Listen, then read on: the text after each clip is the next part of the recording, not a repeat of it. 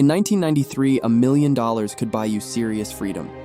Adjusted for inflation, that's roughly $2.2 million in today's money. But here's the thing. It's not just about the math. The real difference is cultural. In 1993, this proposition as positioned in the movie was scandalous, unthinkable, a Faustian bargain that would haunt you forever.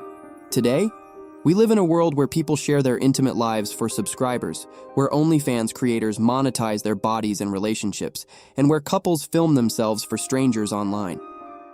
The taboo has shifted. The question isn't whether people would do it, it's how little they'd accept to do it. Woody Harrelson and Demi Moore, architects of their own future, literally. They're in love, they're building a dream house, and then the recession hits. Their financing falls through. Desperation sets in. So they do what desperate people do. They go to Las Vegas with their last $5,000, hoping to gamble their way out of debt. And for a moment, it works. They win. They're up. They're giddy with possibility. Then they lose it all. Enter John Gage, played by Robert Redford, a billionaire art collector, a man who can have anything except apparently a genuine connection. He sees Diana at the craps table. He's captivated, and he makes them an offer. $1 million for one night with Diana. The proposal scene is clinical, almost businesslike. Gage lays it out. I were to offer you $1 million for one night with your wife. David laughs it off. Diana is horrified, but the seed is planted. They argue about it in their hotel room. David tries to rationalize it. It's just one night. It's just a body. It could save everything they've worked for. Diana sees it differently. She asks him, "What does it mean if we can put a price on this?" But they're broke. They're losing their home. And $1 million is $1 million, they agree. They create rules, boundaries, and a framework to contain the chaos. It'll be just business. They'll walk away clean. Gage picks Diana up in a helicopter. David watches her fly away, and that's when the fantasy ends and the reality begins. The night itself happens off-screen. We don't see it. We don't need to. What matters is what comes after. The money arrives. They've gotten what they wanted.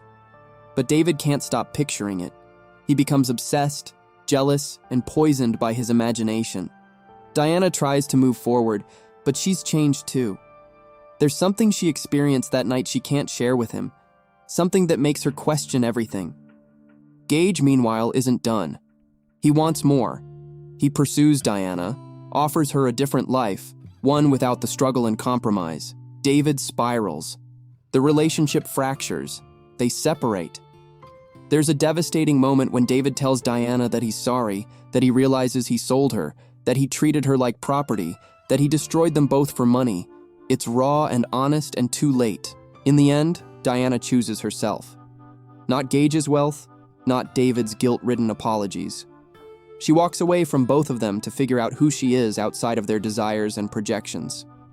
Eventually, she and David find their way back to each other, but only after they've both learned that some prices are too high, that some transactions corrode the soul, that love commodified is love destroyed.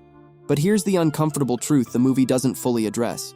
In 2024, 2025, we've normalized exactly what the Murphys agonized over. Every day, people monetize their intimacy for far less than $1 million. OnlyFans creators, cam performers, influencers who share every detail of their relationships. They're making calculated decisions to trade privacy and intimacy for survival, for rent, for student loans, for groceries. The cost of living has exploded while wages have stagnated. Housing, healthcare, education, they're all financially crushing. Would a modern couple take the deal? Probably. Would they feel as tortured about it? Maybe not. We've learned to perform our lives, to package our authenticity, to sell our access. We're already doing it in 1,000 smaller ways. The movie asks, what would you do for $1 million? The modern question is darker. What wouldn't you do for enough money to survive? Indecent Proposal was meant to be a moral thriller.